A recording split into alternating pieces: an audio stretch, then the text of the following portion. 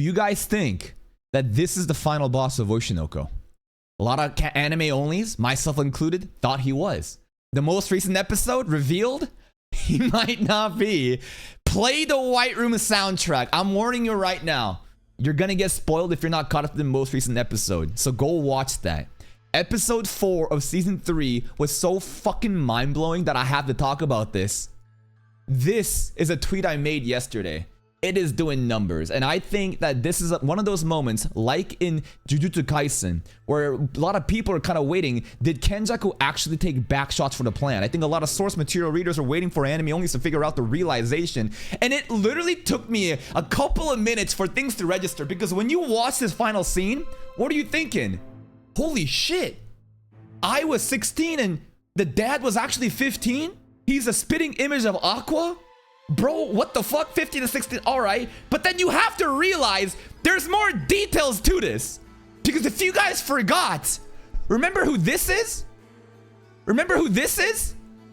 What happened in season 2? Do you understand when I said bro had 2 baby mamas at 15? You have to think about the numbers. There is a character known as Himekawa in season 2.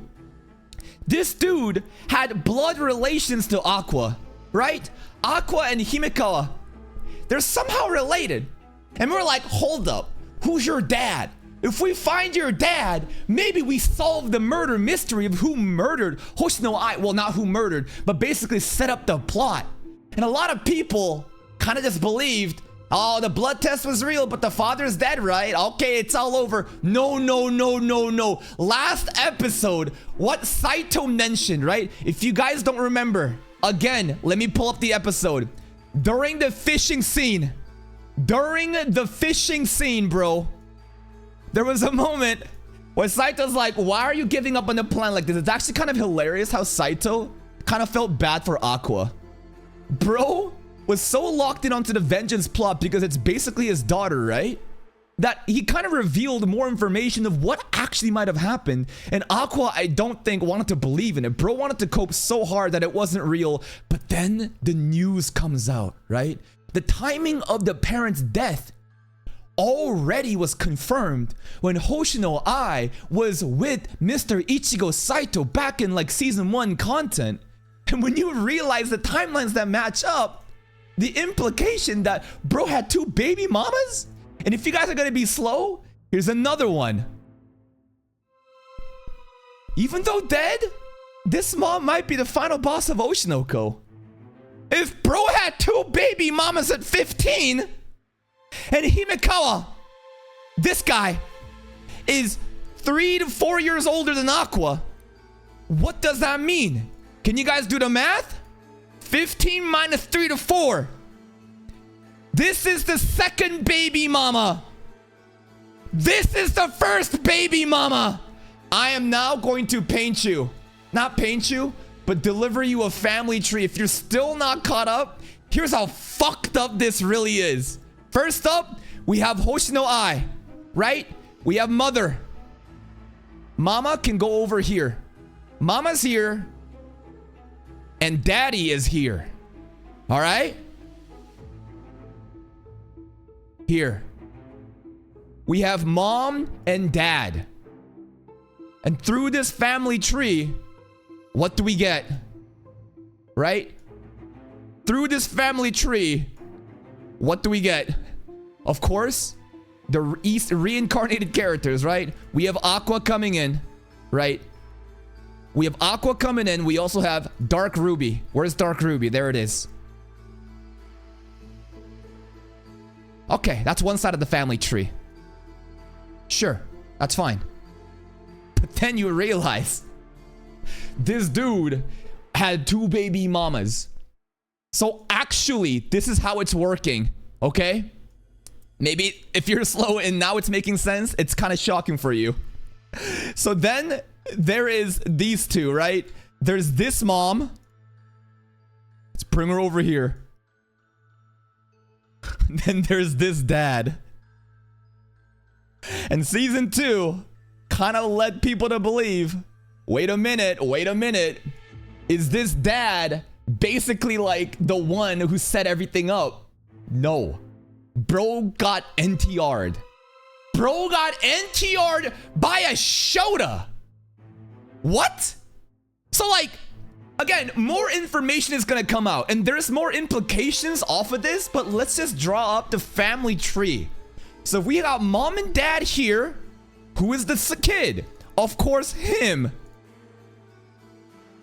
But is it really this simple, right? Is it really like this? No. Wrong. It's not. It's actually these two. And then this. And this. This is the connection in season 2 that they were trying to fucking hide. When it comes to family trees and different branches of family, I get tripped up too. Maybe it's just me because I'm too stupid, but Apothecary Diaries did a lot of this shit too, where I'm like, what the fuck is actually going on, right? But if you really look at this shit, it makes a lot of sense. Everything that Aqua didn't want to believe was through this mom potentially being Diddy? So now I gotta bring this in. Epstein. You know what? Let's not even bring that one in. I'm gonna bring you the other tweet I made the other day. Hold up. Yeah, this. So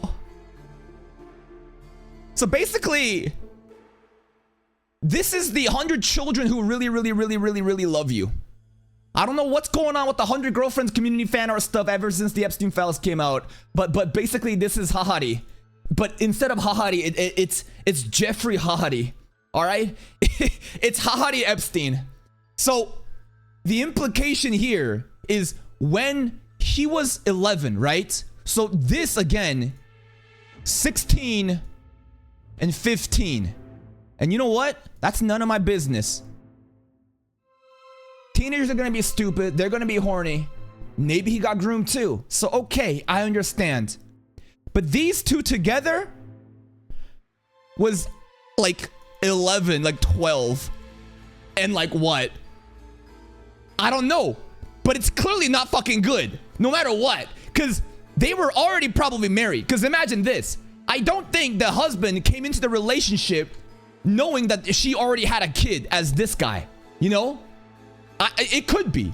Right? Worst case scenario. Okay. Best case scenario. They're already married. No. There is no best worst case scenario. She fucking diddled the kid no matter what. He got fucking cucked, right? He got cucked, right? Bro got NTR by a fucking 15, like 12-year-old kid. And she groomed him. So now you have to wonder. I don't think the show is going to portray, like this guy. What was his name, by the way? What was his name again? Sorry. Hikaru Mikami or something? Hikaru, right? Hikaru Kami something. It's also interesting how God is in the name. Kamiki, right? Hikaru Kamiki, right? If we look on the actual video, yeah, Hikaru Kamiki over here. Kami is also God. So there's also the crow lolly God that's like looking over Ruby right now. It's obviously helping her out. But there's also that part. So God is obviously interfering, but maybe she's also a victim. So here's the idea. Either this kid is just a fucking pimp. At 12 years old, bro was the mastermind getting in and being a housebreaker, like a homebreaker. I don't think so.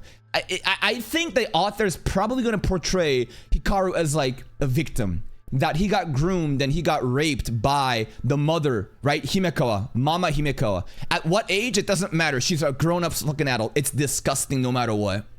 And then she hid the relationship, and that's why he strangled her at the end. That's why they both kind of went out in the cabin. And this poor kid has to kind of deal with all that shit. I don't even want to know what he's gonna think. In fact, it's gonna be a crazy shock too. I wonder if Aqua is going to go to his half-brother and reveal the information that like this murder mystery case isn't over yet. You don't even know who your real fucking dad is. You are basically living under a pretense that your mom and dad had you like that. No. You have the biological mom, but the biological dad is actually Hikaru. So I think they're gonna go in with he was a victim from her. But now, is she the true final boss? Is she the final boss of Oshinoko then. I think that they'll probably do something along the lines of she was also manipulated. Because the whole theme of Oshinoko is what? The dark side of the entertainment industry, specifically with idol stuff. They're probably gonna show this mom character as a traumatized character who also got groomed and manipulated and assaulted by the industry's elite.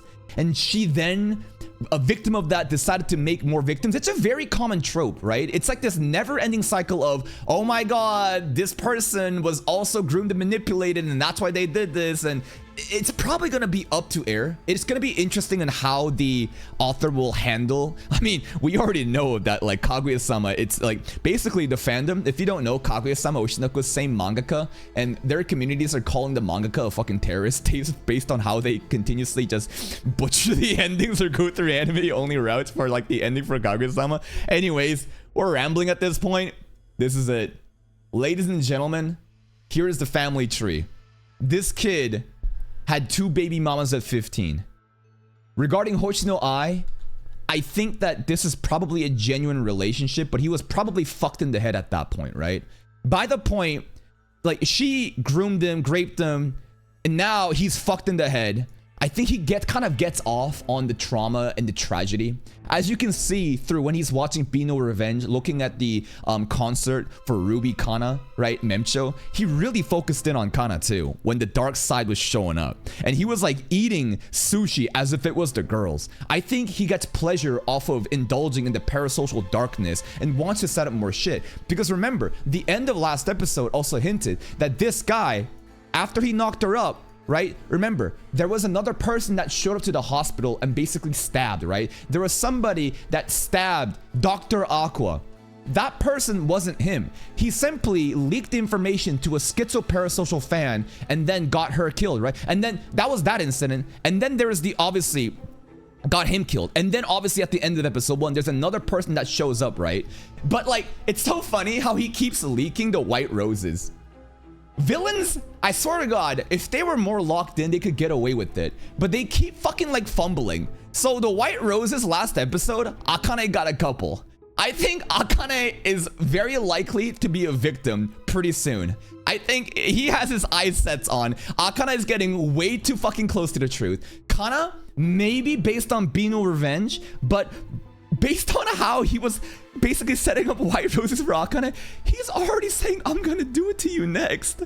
And if Akane dies, will it pursue Aqua to go even more? Like, is this like an Itachi to Sasuke reaction? Does he want him, right? Maybe like he's gonna have something along the lines of what basically, like, this is it.